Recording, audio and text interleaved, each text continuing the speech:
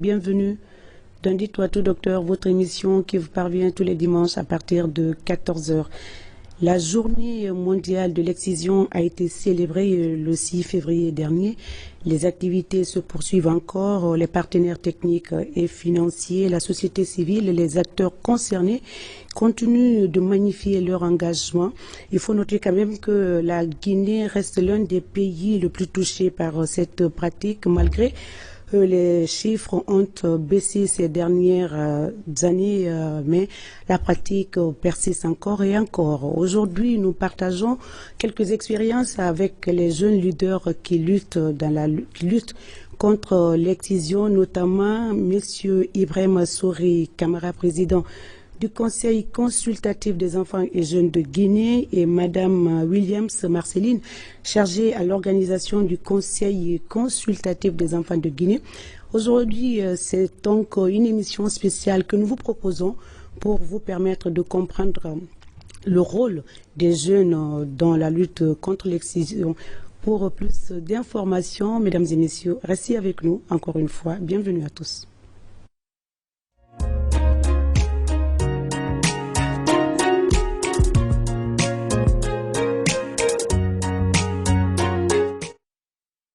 Sur le plateau de Dites-moi tout docteur, 55 minutes pour parler de notre thème du jour, notamment l'engagement des jeunes leaders dans la lutte contre l'excision. Aujourd'hui, vous ne verrez pas des médecins, mais comme on parle d'excision, il y a d'autres entités qui œuvrent pour éradiquer cette pratique. Et nous avons autour de cette table, comme je le disais tout à l'heure, président Souri Camara et Madame Williams pour partager un peu leur expérience par rapport à ce phénomène, à cette pratique. Président, bonjour. Bonjour. Merci d'avoir accepté donc notre invitation. Bonjour Madame Williams, merci. Vous êtes chargée à l'organisation. Alors, Président Touré, parlez-nous un peu du Conseil consultatif des jeunes et enfants de Guinée. Merci bien. Tout d'abord, permettez-moi de vous remercier pour cette opportunité, puisque déjà c'est une grande. Donc quand on a cette occasion, il faut vraiment la saisir. Merci. Donc c'est un plaisir pour moi d'être là et en même temps de parler de notre organisation, de l'organisation que je préside, qui est le Conseil consultatif des enfants et jeunes de Guinée. C'est une structure fêtière qui regroupe en son sein les structures d'enfants et de jeunes qui œuvrent dans le cadre de la promotion, protection et de la participation des enfants en République de Guinée. Donc il a été créé en 2012 par le gouvernement guinéen en partenariat avec l'ONG Plan International Guinée, puisque ça a été déjà une recommandation du secrétaire général des Nations Unies sur les violences faites aux enfants. Donc au niveau de chaque pays maintenant, les Nations Unies ont essayé de faire des recommandations pour mettre en place des structures fêtières qui travaillent avec d'autres organisations pour fédérer les efforts afin qu'ils puissent faire face aux différentes pratiques sociales dont la société fait face, notamment les mariages d'enfants, les mutilations génitales, et à cela s'ajoutent aussi d'autres pratiques qui touchent les enfants et qui empêchent la réalisation de leurs droits. Donc il est composé de 40 membres répartis sur tout le territoire national. Nous avons pour objectif principal de réduire les violences faites aux enfants et aux jeunes en République de Guinée, interpeller les enfants sur leurs droits et devoirs, assister le pouvoir public dans la mise en œuvre de son plan d'action qui touche des questions de promotion, protection et de participation des droits des enfants, mais aussi initier des projets en leur faveur afin qu'il y ait un changement qualitatif et quantitatif dans leur vie. Président, c'est une très belle lecture, il faut insister. Aujourd'hui, on va parler, il y a beaucoup de violences basées sur le genre, mais aujourd'hui, on se focalise spécifiquement sur l'excision. Il faut insister et persister que cette pratique ne présente aucun avantage pour la santé de la femme. Par contre, en revanche, elle entraîne des conséquences physique et psychologique sur la vie ou tout au long de la vie des femmes excisées en tant que jeune, en tant que leader. Quelle lecture faites-vous par rapport à cette violence spécifiquement, à cette violence sur l'excision? Donc, tout d'abord, il faut dire déjà que l'excision et les mutilations génitales féminines représentent une préoccupation majeure pour notre pays et que la Guinée fait face, ou la Guinée est l'un des premiers pays à avoir un taux de prévalence très élevé de cette pratique. Et depuis plusieurs décennies, nous occupons le poste la position de premier rang, parce qu'il faut le rappeler, la Guinée, c'est le premier pays au rang mondial à avoir un taux de prévalence très élevé, derrière la Somalie, qui est déjà un pays dont on connaît depuis plusieurs décennies instable. Et la lecture que je fais de cette situation, la situation est vraiment critique.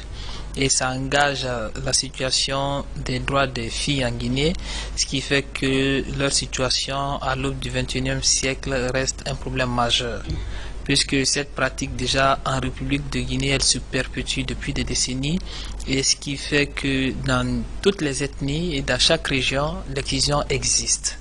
Donc ça représente vraiment une menace et un frein, notamment dans l'épanouissement des jeunes filles dans leur droit à la protection et à la promotion, puisque c'est une pratique qui touche un peu dans leur dignité et qui porte préjudice à leur santé morale et psychologique. Alors, la journée, donc, Madame Williams a été célébrée le 6. Est-ce que l'on peut revenir un peu sur cette date très importante pour vous en tant que jeune leader dans la lutte contre l'excision? Quels sont les moments forts de la journée du 6? Merci Madame Sissoko. Au fait, la journée du 6 février a été une belle journée pour nous parce que c'est une lutte déjà que notre ONG mène avec notre financement qu'on a eu avec Plan International. Déjà, on a planifié un plaidoyer qui devait se tenir ce jour-là. Et c'est un jour que nous partageons souvent nos actions qu'on a eu à faire. Donc, avec le ministère, avec les partenaires. Avec le ministère, avec le partenaire. Donc cette fois-ci, c'est comme d'habitude, c'est le ministère qui organise. Il a commencé du 3 au 6 à organiser des activités. Donc sous les MGF. Donc il y avait la table ronde. Ils avaient la lecture du Saint-Courant qu'ils ont fait le 4, le 5 et le 6. Ils ont organisé tant d'activités qu'on a été invités. Très bien. Alors, Prési, on va encore revenir sur cette journée. Le conseil consultatif a déjà un programme. Alors, faites-nous une lecture sur le programme de votre structure et les actions que vous avez menées concrètement à partir de 6, c'est les mêmes journées qui comptent. C'est une, pas une table ronde, mais c'est une table ronde en tout cas. Vous êtes porte-parole, porte-flambeau au niveau des jeunes. Alors, le 6, c'était quoi? Vous avez prévu quoi? Et qu'est-ce qu'il reste à faire encore? Donc déjà, le 6, c'était, disons, avant le 6, c'était une journée d'action. Une journée d'action qui a connu la participation de l'ensemble des intervenants autour des questions des enfants, des jeunes filles et des femmes en général. Donc une occasion qui a été offerte à tout un chacun de faire un état des lieux et en même temps de discuter sur toutes les questions qui touchent leur vie et proposer des solutions pour remédier à toutes ces insuffisances à travers une action concertée de toutes ces interventions. Alors déjà elle avait entamé, déjà nous on avait un chronogramme qui était bien établi dans le cadre du projet Sauvons les filles des mutilations génitales féminines. Donc pour notre part, on s'est posé une interrogation: comment faire face pour remédier à cette insuffisance? Donc du coup, nous avons eu en première position une session de travail avec les autres organisations d'enfants et jeunes pour échanger sur les mutilations génitales afin d'élaborer un mémorandum. Donc un mémorandum sur l'accélération de l'abandon des mutilations génitales. Donc sur cette première phase de ce mémorandum, il est adressé au ministère de l'administration du territoire et de la décentralisation. Donc à ce niveau, qu'est-ce qu'on recherche à ce niveau? Puisque déjà le pays a affiché sa volonté politique à respecter, à faire respecter les droits des enfants à travers le pays, à travers les conventions et les codes auxquels on est parti. Donc déjà, c'est aider au niveau du ministère de la décentralisation, c'est d'aider les administrateurs territoriaux non seulement à faire des questions de protection des droits des filles une priorité dans leur plan de développement local. Donc ça existe, mais il faudrait vraiment qu'on mette un accent particulier, puisque le développement, quand on veut vraiment faire face, puisque ce phénomène se perpétue, mais en grande partie, la pratique se fait généralement au niveau à l'intérieur du pays. Donc il faudrait vraiment qu'on attire l'attention de ces administrateurs territoriaux afin qu'ils puissent vraiment prendre des engagements, qu'ils puissent vraiment s'inviter dans cette dynamique pour qu'ensemble nous puissions vraiment, disons, combattre ce phénomène. Donc au-delà de ça, le mémorandum qu'on a eu à faire, nous avons eu d'autres tables rondes aussi, autour duquel nous avons eu, il y avait le ministère de l'action sociale qui était là, il y avait le ministère de la sécurité qui était là, il y avait également le partenaire qui était là. Donc c'était une occasion, chacun de son côté, non seulement de sensibiliser, mais aussi de faire passer des messages sur ce qui a marché, ce qui n'a pas marché, et quels sont les défis auxquels on fait face, dont on doit vraiment nous engager pour faire face. En tant que jeune leader solo, qu'est-ce sont les mécanismes que vous comptez mettre en place afin de changer les mentalités et afin de voir la perception de l'excision du côté religion et côté tradition? Qu'est-ce qu'il faut pour changer la tendance? Qu'est-ce qu'il faut pour renverser la tendance pour que les gens adhèrent à l'idée que l'excision n'a que des effets néfastes sur la femme? Donc naturellement, le combat pour l'excision, c'est un combat qui ne va pas de soi. Il faut vraiment le défendre. Donc c'est pas une lutte aisée, puisque cette pratique a existé depuis des décennies. Donc les communautés sont restées beaucoup plus attachantes. Donc il se dit c'est vraiment un héritage que nos ancêtres nous ont légué. Tout à fait. Donc sortir un beau matin maintenant, dire maintenant nous voulons vraiment nous engager pour que une pratique qui a longtemps été pratiquée, pour que les gens changent, c'est pas facile. Le changement de comportement, on ne le fait pas de façon brute. Il faut aller de façon spontanée, graduellement. Donc, souvent que ces parents, ces communautés, ils voient même parfois dans le langage de certains religieux, ils pensent que l'excision, c'est une exigence religieuse. Donc, du coup, on peut vraiment pas aller au-delà de ça. Et dans d'autres communautés, beaucoup pensent également que l'excision, déjà, c'est une bonne pratique. Les anciens l'ont pratiqué, donc nous autres aussi, nous allons vraiment préserver cet héritage, puisque déjà à travers l'argument selon lequel ils soutiennent cette excision, ils le font parce que non seulement ça purifie la fille ou la femme, ils le font non seulement c'est pour que la femme ou la fille puisse avoir un bon comportement envers la société, envers son foyer plus tard. Ils font ça, ils font l'excision, c'est pour réduire le désir sexuel chez la femme. Ils font l'excision, c'est une question d'esthétique au niveau de l'organe génital féminin. Donc en fait, c'est différentes, disons, c'est différents raisonnements que les gens soutiennent souvent pour un peu défendre ce côté qui sont vraiment tradition, religion, tradition. Donc maintenant, peut-être l'équivoque qu'on doit lever pour que les choses soient bientôt claires. Et il faut rappeler déjà que l'excision n'est pas une exigence religieuse, puisque ni le Coran, ni la Bible n'en fait mention. Et l'Arabie Saoudite, qui est le berceau de l'islam, de la religion musulmane, cette pratique n'existe pas. Et donc, sauf seulement dans les hadiths et déjà à travers certains arguments que les religieux avançaient lorsque le prophète passait vers la Mecque où il a trouvé une dame en train de faire cette pratique. Donc la conclusion de cette discussion, le prophète il n'a pas dit il faut faire, il n'a pas dit il faut pas faire. C'est pas une exigence en fait. Donc si tu le fais, tu n'as pas de bénédiction. Si tu ne le fais pas, tu n'as pas de malédiction. Donc c'est une question facultative. Donc maintenant, les choses changent. Et nous sommes dans un monde qui est en mutation. Les traditions également doivent changer au fur du temps. Donc, si nous constatons de nos jours que cette pratique, en la mettant sur la balance, a beaucoup plus d'inconvénients que d'avantages, on ne peut pas vraiment fermer les yeux et sans rien faire. Donc, c'est pourquoi nous, déjà, notre organisation, le Conseil consultatif des enfants et jeunes de Guinée, qui œuvre dans le cadre du respect des droits de l'homme, des enfants et des jeunes, on a vu que c'est vraiment, c'est une violence qu'on fait subir à ces filles. Donc, alors, que faire? D'abord, pour changer cette mentalité, on a mis focus sur la sensibilisation, point de départ.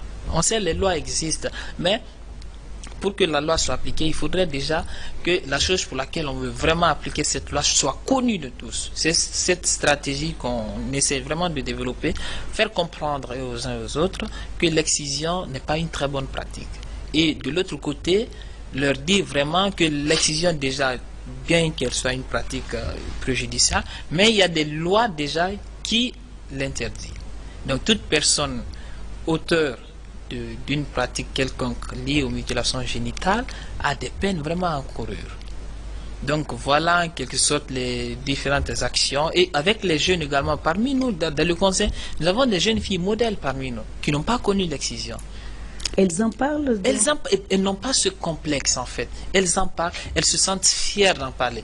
Elles, parfois, elles se disent même que c'est une grâce qu'elles ont eue. Parce qu'elles ont échappé un peu à ça. Parce que parfois, lors des discussions entre elles, celles qui ont connu, celles qui n'ont pas connu, à les entendre parler, il n'y a pas de différence. Maintenant, celles qui ont suivi l'exemple, maintenant se demandent maintenant l'éducation dont nos parents soutiennent. Celle qui est là n'a pas connu cette exemple. Mais elle a une capacité irréprochable. Sur quoi donc on se base pour pérenniser cette pratique dans nos différentes sociétés? Donc c'est la grosse interrogation. Je crois que c'est comme je l'ai dit à l'entendre, c'est un combat qui a commencé, qui doit continuer et il ne va pas de soi. Il faut vraiment le défendre et pour y arriver, on est tous concernés. Madame Williams, avez-vous quelque chose par rapport à la sensibilisation que le Conseil mène sur le terrain? Est-ce que cette sensibilisation se limite seulement à Conakry? Est-ce que vous avez déjà établi ou élaboré quelque chose pour la population de l'intérieur? Oui, au fait, nous avons des antennes à l'intérieur. Tout ce qu'on fait, on va les remonter les informations. Eux aussi, on les dit des fois de faire des porte-à-porte. Ils sont jeunes comme vous ou bien c'est des personnes adultes? Ce sont des jeunes. Comme vous, ils font partie de la structure? Ils font partie de la structure. Très bien. Donc des fois, on les remonte les informations, on les dit d'en parler entre amis et amis pour que l'information passe. Parce que je pense que la meilleure sensibilisation, c'est de bouche à oreille. Quand on communique comme ça, l'information va être large et tout le monde va être informé. Parce que c'est un combat qui n'est pas facile. Et puis, ce n'est pas facile de venir dire à un parent qui a pratiqué quelque chose il y a des années et des années, et surtout qui se base sur l'éducation. Vous savez, les parents sont sensibles à leur enfant. Tout ce qu'on leur dit pour l'éducation de l'enfant, c'est ça qu'ils vont mettre dans leur tête. Une fois que c'est déjà, souvent d'autres disent, mes parents ont fait ça, moi aussi. Je vais le faire. Je vais le faire. Et c'est une transition, c'est de l'âge à l'âge. Donc il faut savoir les convaincre, il faut savoir les dire, c'est de cela, c'est de cela. Mais chez nous, à Conakry ici, ce qu'on a constaté, les gens le font, ce n'est pas pour l'éducation maintenant, ça fait partie, mais souvent, c'est parce qu'il y a la pauvreté. Parce que quand tu viens assister à leur cérémonie, tu vas voir qu'une fille a plus de 4 marins. Et les marins viennent avec les valises de l'argent. Ah bon, vous avez constaté tout cela? Tout cela, donc on a remonté tout ça et puis on a vu... Mais justement, Président, je voulais faire mention, c'est vrai que l'État a posé vraiment des actions, notamment la création, la mise en place de l'OPROGEM. Et à l'Assemblée, vous l'avez dit tout à l'heure, les textes de loi sont là, même si ce n'est pas appliqué correctement. Mais on remarque que les grandes vacances, c'est la période où l'excision est pratiquée à outrance, à l'intérieur comme à Conakry. On voit même les tenues appropriées à cela, une cérémonie vraiment dédiée à la pratique. Est-ce que c'est pas ici à ce niveau on peut est-ce qu'on peut évoquer le laxisme des autorités face à cette pratique? C'est à cette période que l'on peut vraiment indexer ou voir telle personne à pratiquer l'excision. Est-ce on doit le traduire devant les autorités compétentes? Est-ce que vous avez envisagé à réfléchir à cela? Bon, pour répondre à ça, il faut dire déjà le constat, comme vous l'avez dit, est très alarmant. Déjà, notamment en cette période de grandes vacances, c'est, disons, la période appropriée pour ces familles ou ces personnes pour vraiment faire passer leurs enfants dans ces camps. Comme je l'ai dit, en 2016, par exemple, l'Assemblée nationale a adopté une loi pour criminaliser, en fait, la pratique de mutilation génitale. Il y a les lois qui existent. Maintenant, le Code de l'enfant a été adopté en 2008 par l'Assemblée nationale. Ça, c'est au niveau du pays. Au niveau régional, nous avons la Charte africaine des droits et du bien-être de l'enfant. Au niveau international, nous avons la Convention des Nations Unies relative aux droits de l'enfant, auquel notre pays est parti. Donc, toutes ces conventions, tous ces codes-là protègent vraiment les droits des filles. Et ce qu'on déplore, comme vous l'avez mentionné, c'est parfois le laxisme. Et en Guinée, il y a le social qui bloque le pénal. Donc, dès qu'il y a en fait société et que les autorités s'investissent, dès que ça arrive à ce niveau, du coup, c'est le laxisme qui est là. Et donc, si ça prime surtout. Ça prime surtout. Et on le dit, l'État n'a pas d'âme. La loi, elle est là. Elle est impersonnelle. Pour tout le monde. Elle est pour tout le monde. Donc nous avons l'obligation, quel que soit notre statut ou notre rang social, nous sommes dans l'obligation de respecter la loi. Le développement, ça commence là. Mais si déjà pour cette pratique, les lois ne sont pas bien appliquées, certainement il y en aura pour d'autres pratiques aussi. Donc si tous ces sentiments s'accumulent, on va rester dans une situation stagnante et ça ne va pas avancer. Et nous, les organisations d'enfants et jeunes, cela constitue parfois un blocus pour nous. Parce qu'on peut constater, il y a des ONG qui voient ces genres de pratiques, qui dénoncent, qui défèrent, qui portent plainte. Et mais si après que tous ces efforts que ces ONG ont fait, jusqu'à ce que le dossier arrive au niveau de la justice, et qu'après on ne prend pas vraiment effet, même si on est motivé vraiment à le faire, mais à un certain moment, cette motivation sera un peu réduite. Parce que quand on fait une chose, on veut qu'il y ait une suite. On veut vraiment, quand il y a une suite, là, on peut se réjouir. Il y a un résultat. Mais là, quand on commence une chose et arrive à un mi-parcours, et qu'on voit réellement tous les efforts qu'on a faits sont enfin vains, ça n'encourage pas. Donc, du coup, comme toujours, nous interpellons les autorités à une application stricte de la loi dans sa rigueur, car nul n'est au-dessus de la loi. Nous avons dit que le pays a affiché sa volonté politique à respecter les droits des personnes. Donc toute personne qui pratique l'excision ou autre pratique ou toute violation des droits sur le genre qui est condamnée par la loi, qui est interdit, et bien qu'on applique. Le changement commence par là d'abord. Et tout le reste maintenant, nous allons poursuivre au fur et à mesure. Madame Williams, vous avez quelque chose à faire, à ajouter? On va de toute façon continuer et ça va être la deuxième partie. Le numéro est certainement affiché, c'est le 620 58 90 73. Peut-être qu'il y a des jeunes qui veulent vous poser des questions. Alors, Madame Williams, allez-y. En fait, moi, je voulais juste ajouter, comme il a dit tout à l'heure, ce n'est pas facile. C'est le social qui domine ici.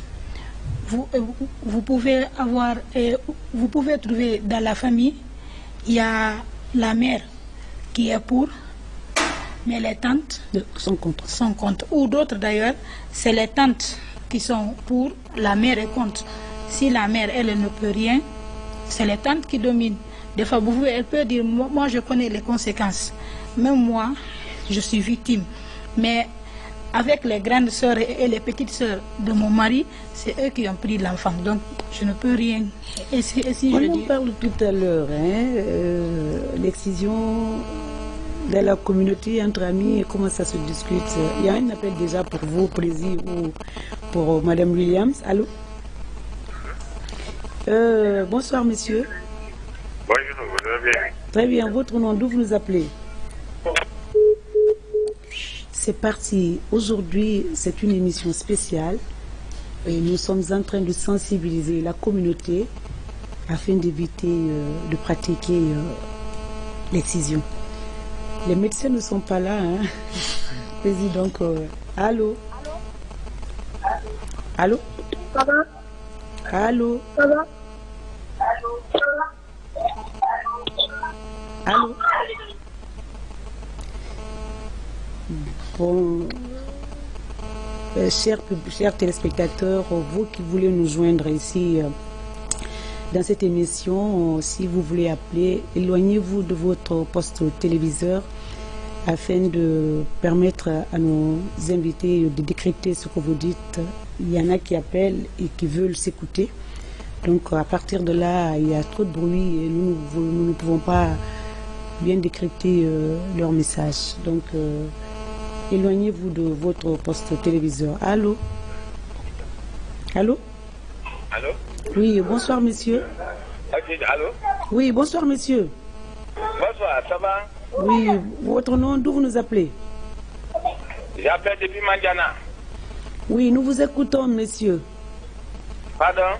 Nous vous écoutons. Vous avez une question pour nos invités? Nos jeunes invités? Votre émission là, c'est une bonne émission. Merci beaucoup. J'ai dit, votre émission là, c'est une bonne émission. Merci, nous vous remercions. Ok. C'était tout? Et j'ai dit, Oui. voilà, je veux que vous étendez ça dans toutes les régions. Parce que c'est pas tout le monde qui peut vous écouter maintenant là. Vous avez raison, nous envisageons d'aller à l'intérieur. Ben, nous sommes en train de rassembler les éléments pour pouvoir le faire car c'est une émission en direct. Et pour se déplacer, c'est pas facile. Merci de votre contribution. C'est vrai qu'il y a certaines structures qui nous invitent à aller à l'intérieur pour réaliser l'émission. Mais il faut rassembler les ingrédients pour le faire. Tout à fait. Voilà. Allô? Allô? C'est parti. Alors, c'est la deuxième partie. Vous avez vu, les appels, ça s'enchaîne là. Allô? Allô? Bon. Président du conseil consultatif, est-ce qu'aujourd'hui il y a un message poignant que vous avez envie de faire passer à l'organisation? Est-ce que, Madame Williams, on peut avoir une idée du budget pour vos différentes activités depuis le 3? Vous avez dit depuis le 3? Pour le MGF, sauf pour le cadre de projet naturellement. Oui, Elle est la depuis le présidente de la 3, commission. aujourd'hui nous sommes le 23. Donc il y a eu beaucoup d'activités, il y a eu beaucoup d'argent, j'espère. Hein? C'est Donc, la faut le présidente de dire, la hein. commission, donc elle est mieux placée. Madame Williams, alors le budget qu'on a alloué à vos différentes activités? Au fait, avec notre projet Sauvons les jeunes filles contre les mutilations génitales barres et excision, on a un montant de 17 500 000 qui a été financé par notre partenaire franc guinéen. Je pensais qu'elle allait parler de dollars. Comme c'est une première phase, en tout le projet a 35 millions.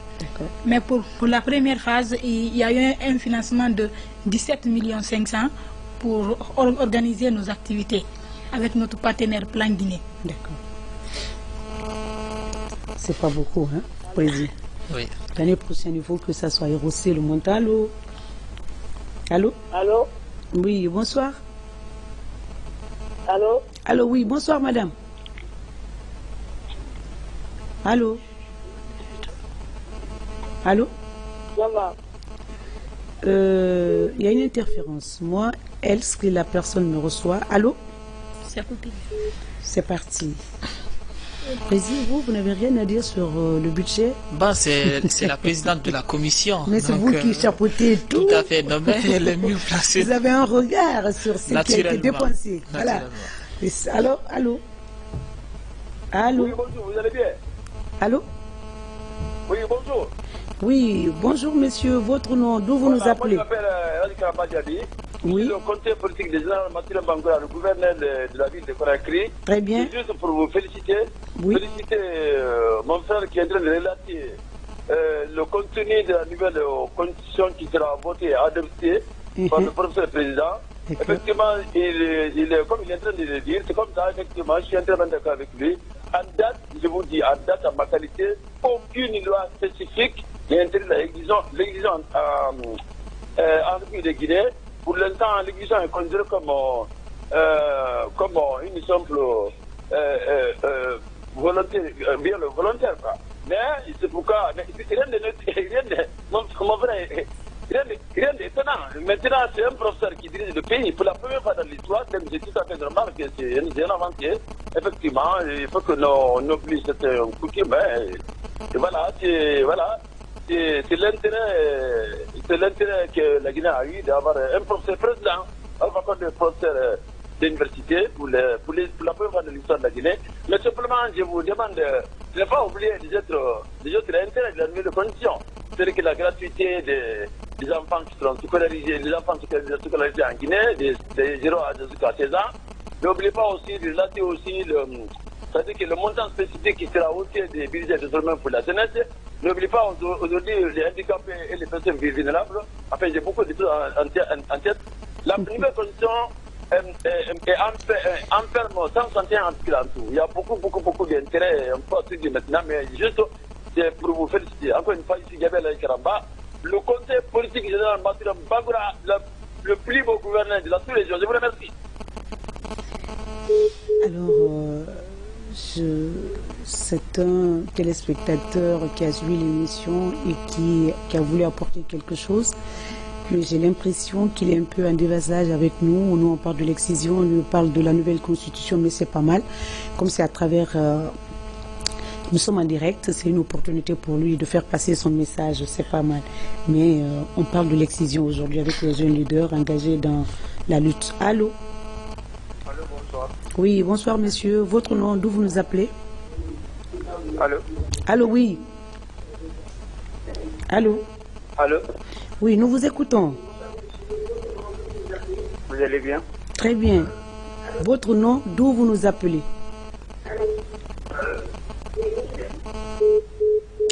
Malheureusement, nous recevons, mais nous ne pouvons pas... Le président ne peut pas répondre à ces différentes... Allô? Allô? Bonsoir. Bonsoir. Votre nom, monsieur, d'où vous nous appelez? Je nous appelle Mandiana. Mandiana, aujourd'hui, Mandiana est en vogue là. Oui, vous avez une question, s'il vous plaît? Quoi? Vous avez une question pour nos invités, pour président Camara? Je veux inviter le travail de réfléchir. Allô? Allô? Oui, vous voulez quoi, monsieur, s'il vous plaît? Mes parents de Mandiana appellent là, ils sont chauds, mais apparemment... Alors, ils veulent parler de la nouvelle constitution, c'est pas le cas. Hein. Il y a une émission spéciale animée par Isidore, la Guinée vers le référendum. C'est pas ça. Aujourd'hui, on parle de l'excision. Allô? Allô? Allô? Allô? Oui, bonsoir, monsieur. Bonsoir, vous allez bien? Très bien. Votre nom, d'où vous nous appelez? Je suis Cissé Lansana, je vous appelle depuis Assomphonia. Oui. Vous avez une question, monsieur?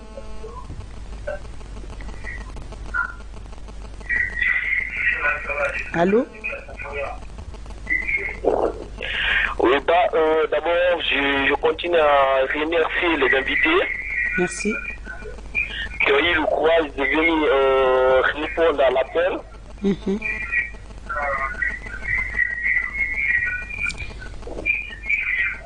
Messieurs, nous vous écoutons. Parlez, s'il vous plaît. Éloignez-vous de votre poste téléviseur. Je voudrais poser une question à ce monsieur le président. Éloignez-vous de votre poste téléviseur. Il y a trop de bruit. Est-ce qu'ils ont vulgarisé afin de...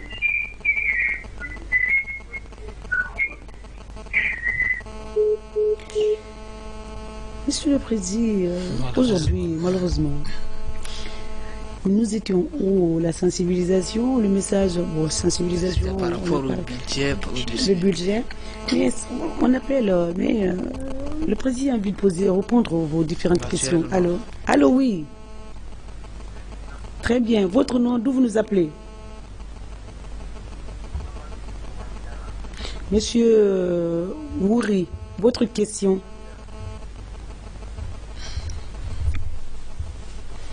Oui, pour le président, oui. À travers moi, je vous écoute. Pourquoi on lutte contre l'excision? Président, pourquoi on lutte contre l'excision? Madame Williams, pourquoi on lutte contre l'excision? C'est la seule question? Donc ça... Qui commence? Président, pourquoi on lutte contre l'excision? Non, en fait, on lutte contre l'excision parce que c'est une violence qu'on fait aux femmes et en même temps, c'est interdit par nos lois. D'accord. Donc, tout simplement. Tout simplement, c'est ça. C'est une violation des droits. On évite tout ce qui est tradition, tout ce qui est religion. On se focalise sur la loi. Comme c'est interdit par la loi, ne pratiquons pas. Allô? Allô? Oui. Bonsoir, messieurs. Bonjour, madame. Votre nom, d'où vous nous appelez? C'est Camara Mohamed Lamine depuis Guéredou Kinyero. Oui, nous vous écoutons, monsieur Camara. Allô? Oui, nous vous écoutons, allez-y. Bon, voilà. Bon, seulement moi, je n'ai pas d'autres questions à poser, mais seulement de soutenir le thèse de monsieur concernant sur l'excision. D'accord. Parce que moi aussi, j'ai vérifié au niveau des religieux, bon, voir, et il nous a dit que vraiment que le prophète paix et salut sur lui, donc il n'a rien dit là-dessus. Donc c'est pas bon pour la santé de la femme. Vraiment, je demande à tous ceux qui sont à l'écoute aujourd'hui d'abandonner l'excision. Vraiment, c'est pas bon. Je vous remercie. Alors, il vous rejoint, il est dans votre cas. Hein? Merci beaucoup. On a besoin de plus d'hommes et de femmes dans... Mais justement, c'est ce que je voulais demander. Aujourd'hui, il n'y a pas un complexe pour les hommes de parler de l'excision. Il y a l'évolution, il y a de l'innovation. Vous ne trouvez pas plaisir? Naturellement. Aujourd'hui, c'est un homme qui parle. On se réjouit, donc... De communiquer autour de la question. C'est vrai, avant, les hommes étaient un peu gênés par rapport à tout cela. Et aujourd'hui, c'est une fierté de voir, surtout un jeune leader, de parler de l'excision et tout ce qui va avec, les conséquences. Et si on avait un spécialiste, aujourd'hui on n'a pas besoin de... Parce que beaucoup de médecins sont passés pour parler de l'excision. Aujourd'hui on a besoin de l'engagement des jeunes vis-à-vis, parce que c'est les jeunes filles qui subissent cela. Et donc l'engagement des jeunes par rapport à la lutte. Donc nous vous félicitons également. C'est vrai, nous vous félicitons. Moi, je pense d'ailleurs c'est un moyen pour éradiquer ce fléau. Parce que toutes les filles sont aimées par leur papa. Si le papa décide que ça ne se passe pas à la maison, ça va porter fruit. Oui, c'est vrai, les filles sont toujours avec leur papa. Les filles sont toujours avec leur papa. C'est pourquoi moi, c'est un moyen que j'admire. C'est pourquoi je dis il faut former beaucoup de jeunes. Surtout jeunes filles. Hein? Jeunes filles et jeunes. Parce que en général. Oui, en général. Parce que si c'est les jeunes qui parlent des MGF, c'est mieux écouter que les filles. Parce que les filles, souvent, les parents aiment poser la question, ou même les jeunes même disent, toi tu n'as pas subi cette pratique, dès qu'on te dit ça, tu es un peu reculé. Tu te sens frustré, tu ne peux pas aller plus loin. Mais si c'est un jeune qui pose, qui dit que moi je n'ai pas suivi cette pratique, mais les effets que j'ai vus, donc je compatis à la douleur que cette fille a eue. Donc c'est plus acceptable comme plaidoyer et puis message.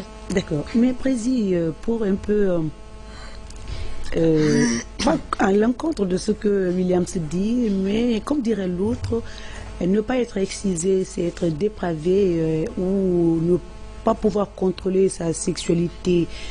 Tu n'es pas médecin, mais est-ce que cette affirmation-là, tu la partages, Président?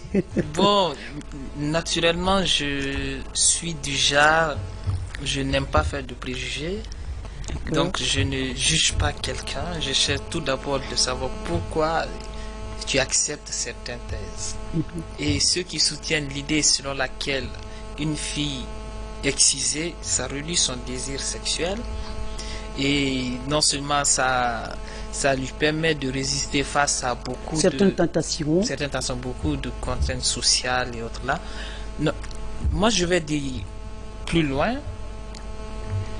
La Guinée, avec le taux de prévalence que nous avons, si nous prenons l'exemple d'abord, puisque là déjà on peut dire qu'il y a une amélioration, sur l'EDS de 2012, avec un taux de prévalence de 97%. Donc sur 97, sur 100 femmes ou 100 filles, 97 avaient connu l'excision. Donc 97, il restera combien? 3. Donc si vous sortez la nuit, vous partez dans les maisons closes ou dans les maisons de prostitution, parenthèse, les filles qui sont là sont presque des filles excisées. Alors, elles sont là pourquoi? Pourtant, on soutenait l'idée que quand on est excisé, certaines choses, on ne se livre pas cela. Si vous prenez sur le nombre de jeunes filles qui tombent enceintes avant leur 18e anniversaire ou avant leur 25e anniversaire, avant le mariage en général, c'est des filles qui ont connu une après l'autre les mutilations génitales. Alors, est-ce qu'il faut toujours soutenir cette thèse ou est-ce qu'il faut mettre un accent particulier sur l'éducation? Alors, pour répondre à cette interrogation, je dirais tout simplement que la fidélité de la fille n'est pas liée à l'excision, mais c'est lié à son éducation, mais aussi aux facteurs socio-économiques et à l'environnement dans lequel cette fille vit. Donc, les filles, de nos jours, on remarque pendant les périodes de vacances, les filles de 4 ans, de 5 ans, de 6 ans, 7 ans, qu'on excise très tôt. Déjà, elles ne ressentent même pas elles ne savent même pas si elles sont une fille. Donc maintenant, si elles subissent cette opération, quelle éducation, quel enseignement peut-on donner à cette fille pour qu'elle change ou pour que ça ait un impact sur sa communauté ou sur sa société? Donc on doit beaucoup miser sur l'éducation. Et naturellement, on peut éduquer sans passer par l'excision. En Occident, on ne se compare pas à l'Occident. Mais en Arabie Saoudite, ça n'existe pas. En Europe, ça n'existe pas. Quand je dis ce n'est pas une pratique qui figure parmi les valeurs de ces peuples-là. Ça n'existe pas. Et même quand vous prenez en Afrique, il y a de ces pays, disons, la prévalence n'est pas tellement élevée. Mais il y a une très bonne éducation. Il y a les gens qui se comportent très bien. Donc, filles, oui, c'est vrai. Donc, on peut éduquer sans faire mal, en fait. Donc, l'accent que nous on sait que déjà, l'excision, c'est le mal lié à l'éducation. C'est-à-dire l'éducation du mal. Moi, je peux résumer à ça. L'éducation du mal. C'est ça. Alors, on va revenir sur ça tout à l'heure, Williams. Allô, oui? Allô? Bonsoir, madame. Oui, bonsoir, monsieur. Votre nom, d'où vous nous appelez? Bon, je me nomme Silla Abouakar Maxwell. Je vous appelle depuis Dubreka. Oui, nous vous écoutons, monsieur Abouakar. En fait, je voudrais d'abord porter mes remerciements et mes encouragements au niveau de vos invités par rapport au combat qu'ils sont en train de mener. Parce que nous savons tous dans ce pays que la religion prime sur les choses. Donc nous tenons d'abord à les féliciter, à les encourager par rapport à leur combat, de ne pas se décourager, de continuer toujours sur cette lancée. Parce que nous voyons que dans la vie, ce n'est pas facile. Quand on est là à mener un combat, ce sont les jeunes très jeunes et non qu'à redoubler, il faut pour la réussite maintenant de leur projet. Ils sont plus étudiants, hein? Ils sont plus étudiants, c'est des diplômés. Hein? Monsieur Kamara est petit il est petit de taille, mais il a fini, il cherche emploi même. Il a dit ça tout à l'heure, non? Alors, c'était juste pour vous féliciter par rapport à ce que vous faites. Et merci beaucoup, monsieur Abouakar. Oui. Merci de votre contribution. Je pense que ce sont les jeunes de Matam, non? Mais je ne sais pas. Pardon? Si, le jeune qui est là-bas, vraiment Sori Kamara, il est de Matam, je pense. Oui. Voilà, donc il te reconnaît. Donc c'est un frère à moi, nous sommes tous de Matam, mais actuellement moi je suis à Dubreka. Très bien. Alors c'est votre frère, hein, et merci pour l'encouragement. La famille pour nous, du côté de Matam. Merci beaucoup. Merci madame, portez-vous bien. Merci à vous aussi. Voilà. Monsieur Ibrahima Souri, vous avez été reconnu tout à l'heure à l'antenne. Et puis maintenant on sait où vous habitez. Hein. On va prendre encore d'autres appels. Espérons. Allô, oui, bonsoir. Votre nom, d'où vous nous appelez? Oui, votre nom, d'où vous nous appelez? Je vous appelle de Waninda, Mamadou Ouri. Oui, monsieur Ouri, nous vous écoutons. Je disais, pourquoi lutte-t-on contre l'excision alors qu'on ne lutte pas contre la circoncision? On lutte contre l'excision, par contre, on néglige la circoncision. C'est une très belle question, mais ils vont donner leur lecture dessus, mais il faut savoir quand même que ce ne sont pas des médecins. Et ce sont des jeunes qui luttent dans un secteur bien défini de l'excision. Faites la lecture selon la manière dont vous comprenez, monsieur Kamara. Merci d'abord à mon frère qui vient d'appeler tout à l'heure. Donc, la réponse, elle est très simple. Je l'ai dit à l'entame, l'excision n'est pas une exigence religieuse. Le Coran n'en fait pas cas, ni la Bible. Mais par contre, la circoncision, c'est une exigence. C'est Dieu même qui l'a recommandé. Dieu même l'a dit, il faut le faire. Parce que pourquoi? C'est une question de santé et de purification chez l'homme en fait. D'accord. Donc, je ne vais pas trop rentrer dans les détails. On rentre dans les détails. S'il y a une explication, on ne se gêne pas ici, on veut savoir, c'est vrai. Donc, vous êtes porte-flambeau, on ne se gêne pas. Peut-être que c'est l'éducation, ça fait partie. Et même moi, parfois, il y a des choses, voilà. Donc, essayez de donner une explication logique à ce monsieur qui est un peu, en fait, c'est sa préoccupation. C'est normal. Donc, s'il y a une explication un peu plus approfondie, il n'y a pas de problème. Donc, la circoncision, l'excision, c'est chez la fille. La circoncision, c'est chez le garçon ou l'homme. Donc, la circoncision, comme je l'ai dit déjà, ça, c'est une exigence. C'est Dieu même qui l'a recommandé. Il dit donc de circoncire les hommes. Les garçons. Donc, c'est leur prépuce qui couvre un peu l'organe génital. Donc, quand le garçon urine ou l'homme, après, quand il est en érection, du coup, le copulation, ça remonte. Et donc, dès qu'il termine la phase de l'érection, ça se recouvre encore. Donc, du coup, ça infecte en fait. Parce que les résidus d'urine ou peut-être de sperme et puis ça salit vont aussi, rester de là, ça salit. Et pour la prière, tout ça. Pour la prière, donc on devient impur. Donc c'est pourquoi Dieu même, lui, il a dit, il faut enlever ça. Et il faut enlever quand ils sont petits pour ne pas qu'ils puissent ressentir certaines douleurs. D'accord, ça dépend des communautés. Donc, ça dépend il y en a qui attendent que l'enfant soit un peu âgé, de 7 à 12 ans majeur. Pour vraiment, ça fait partie, c'est la culture. Bon, ça dépend des communautés. Rapidement, Williams. En fait, je voulais juste ajouter, il y a Farla et Sunna. D'accord. Donc, pour les hommes, c'est Farla. Ça, c'est obligatoire. C'est pour les rendre propres. Ça a été écrit, c'est noir sur blanc. C'est dans le Coran. Très bien. Allô? Allô? Allô? Oui, allô? Oui, bonsoir monsieur.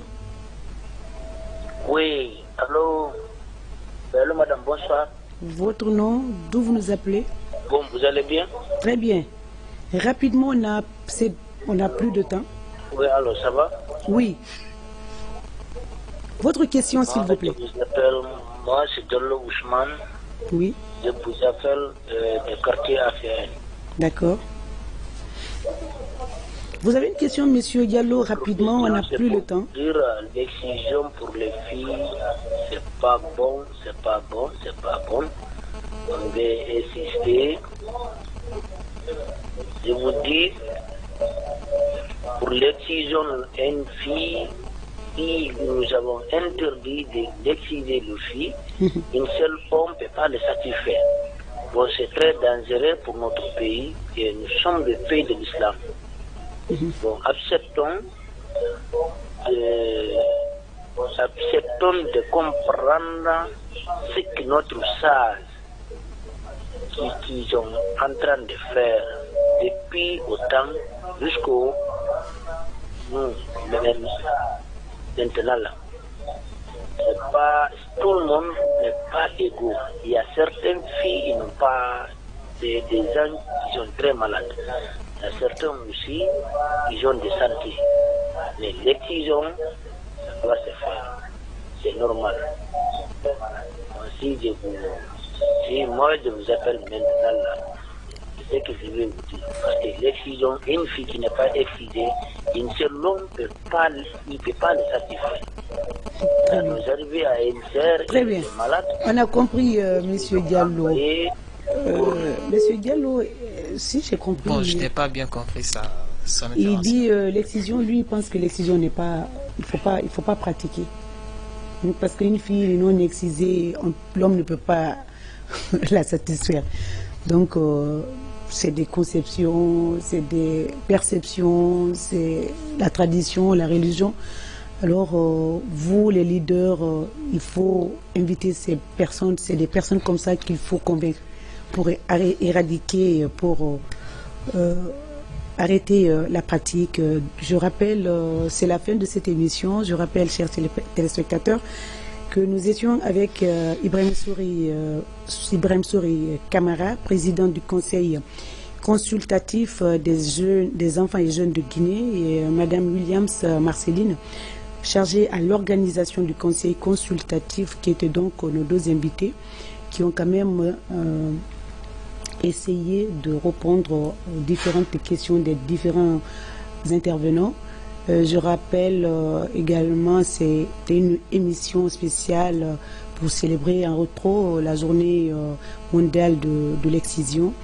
Et ce n'était pas les médecins, mais en tout cas le message apporté au niveau de la communauté, au niveau de la population, tous ceux qui ont suivi cette émission. Merci à l'équipe qui a concocté, qui a réalisé cette émission. On se retrouve la semaine prochaine pour parler de d'autres thématiques dans cette émission. Merci et à très bientôt. D'ici là, prenez soin de vous.